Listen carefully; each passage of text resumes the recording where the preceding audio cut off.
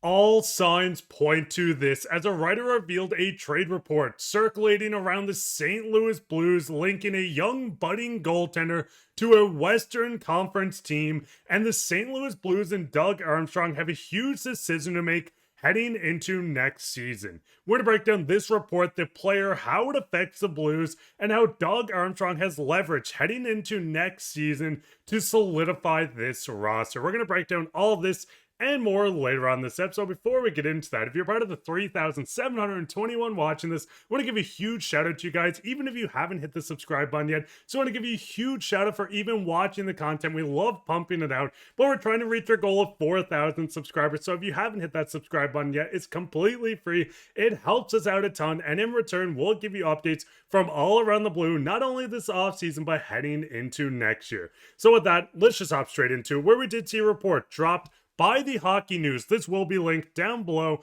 and it goes into link a Blues goaltender to the Edmonton Oilers heading into next season. Now, the biggest thing with this, we know the Edmonton Oilers are desperately looking to upgrade their goaltenders, and this is the perfect opportunity for Doug Armstrong to capitalize on this. Now, going into the report, it says Ellis' strong play at the American Hockey League could make him a good goalie for the Oilers to take a chance on if he hits the waiver wire before the start of the season. Now, going into Ellis, the biggest thing is dominant at the AHL level, dominant in the queue. This goaltender has a high potential going into the NHL when he breaks through. 24 years old on a 2-year deal. He came off a phenomenal season with Springfield last year, a 9.22. The year before that, a 9.24. The numbers in junior going into 2021 with Charlottetown Islanders, a 9.26. Everything points in the direction of Ellis coming in as a goaltender that can step up and play meaningful NHL games sooner rather than later.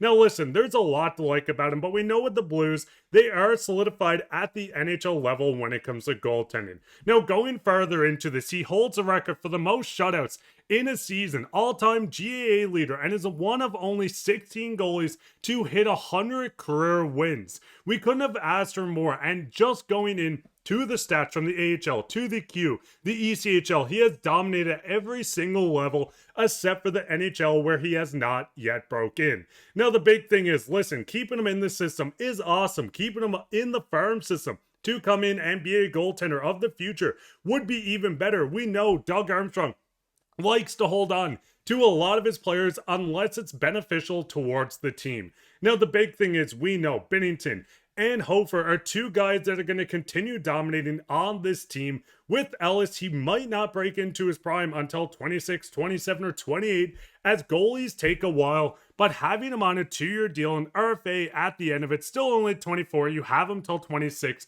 losing him on waivers for absolutely nothing is something that Doug Armstrong is not going to want to do. Now with Ellis, as I said, a very good cap hit, $775K. If an injury happens, and listen, I don't want anything to happen to even put Ellis into the position into the NHL, and that's nothing against Ellis. I just like the goaltenders in the NHL already, but the biggest thing is, with this report, and even going into the Vancouver Canucks being in a similar situation where they almost lost Artur Shilovs on waivers to go into the season. We've seen him traded to the Pittsburgh Penguins for Chase Stillman and a 4th-round pick. The value doesn't seem a lot, but the biggest thing is, if you're going to lose someone for absolutely nothing in the middle of the season to waivers, you might as well come out. Now, the biggest thing, Stillman, a former 1st-round pick, a 4th-round pick, they added a bit of value going into Colten Ellis, who had a similar season to Shilovs, with Shilovs winning the Calder Cup. The biggest thing with Ellis is still only 24 and can make an impact. Now, once again, with the St. Louis Blues having Binnington signed on a 2-year, $6 million deal, Hofer signed his extension at 3.4 for the next 2 years, and still an RFA. What a steal of a contract. Both these goaltenders are going to be with the Blues for the next 2 seasons, and I fully expect both to be signed to an extension going into 27-28. Now, if Binnington isn't in his form and isn't performing at 34 or 35 years old, yes, Ellis is someone that can join this team and make an impact behind Hofer, but with how Binnington just played not only in the Four Nations, but also in the NHL, going into the playoffs, probably being a starting goaltender for Team Canada, all signs are pointing to him not slowing down. Listen, 32 years old is not old at all. Goaltenders are going into the prime. I mean, look at Sergei Bobrovsky, 35 back-to-back cup winners. Goaltenders are a weird specimen that continue to dominate into their late and mid 30s. Now, the biggest thing with the St. Louis Blues is we know they could add a center.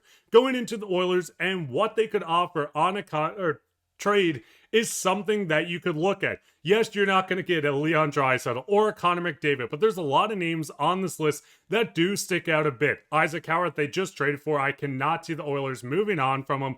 We know Matthew Savoy is a great name that they could add. Smaller frame, only 21, waiting to break into the NHL. But there is one name, and that is Podkolzin on the Oilers. Now, Oilers fans are probably going to say we are not moving Podkolzin. He just had a good showing in the Stanley Cup playoffs, where the Oilers did lose in the finals to the Florida Panthers, still quite young, on a one-year, $1 million deal before coming an RFA. He's 24 years old.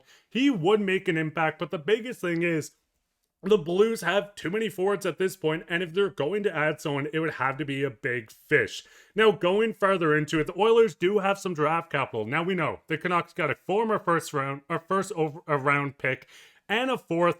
The Oilers don't have fourths in the next two drafts, but Doug Armstrong could go out and leverage this, say, hey, you guys need a goaltender. You're going into next season with Stuart Skinner, and you're not comfortable in it. We can give you a young goaltender that has performed at every level, but we want our third back. This is where they could add more draft capital to their cupboard to go out and make the bigger trade. Now, looking at the Blues, they don't have seconds in the next two drafts. They don't have a third who the Oilers own in 2028. They have multiple fifths. They have a couple extra fourths.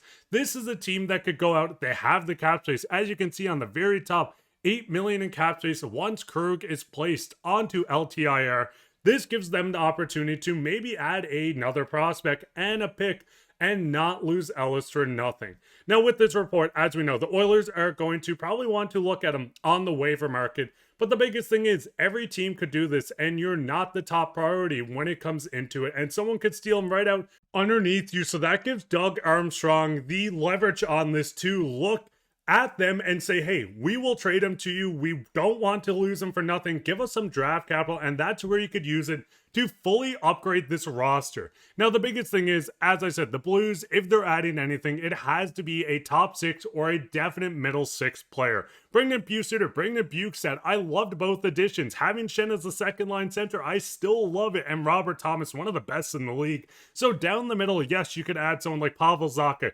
Go out to get a big name with all your cap space. But the biggest thing with the Blues is if you're adding a player, you're going to have to push someone out in the lineup. I mean, if you can attach Joseph to a deal with the Edmonton Oilers where they're still looking for more depth, you could shed more cap space, jump yourself into 10, 11, or 12 million in extra space, still get draft capital. It's going to get very interesting what Doug Armstrong does. We know around the league, it has been very quiet, almost too quiet. Some people are saying this is hold up by multiple players like Roslovic that's still a free agent. Teams are too worried to go out and make a big trade when they could try to get Roslovic for absolutely nothing. We've seen the quotes from Armstrong of gone fishing or going fishing.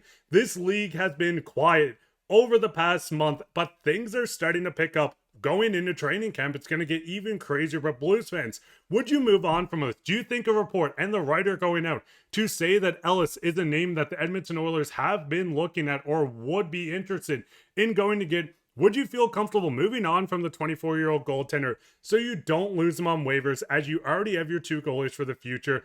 Leave your comment down below on this. What would you like in return? Would you rather picks and a prospect, go out to get a roster player, or just keep him and hope for the best that he does not get claimed on waivers if he is brought up at some point? Let us know down below. While you're down there, leave a like, subscribe, share this with your friends. I just want to give a huge shout out. The comment of the day goes to everyone watching this. I want to give a huge shout out to you guys. We love doing these videos, and if you want us to cover anything in particular, have ideas for us, if you want live streams, if you want call-ins, anything like that, let us know down below. We love reading through it. The support has been outstanding. And once again, thank you so much, Blues fans. We're not slowing down. Darius is on vacation, but we'll be back next week. And then we're going full force into the season, getting content out for you guys every single day. But I've been your host, Mark Bly. Take care, Blues fans, and enjoy your week. And it's beautiful here. Hopefully it is the same for you guys. But take care, everyone.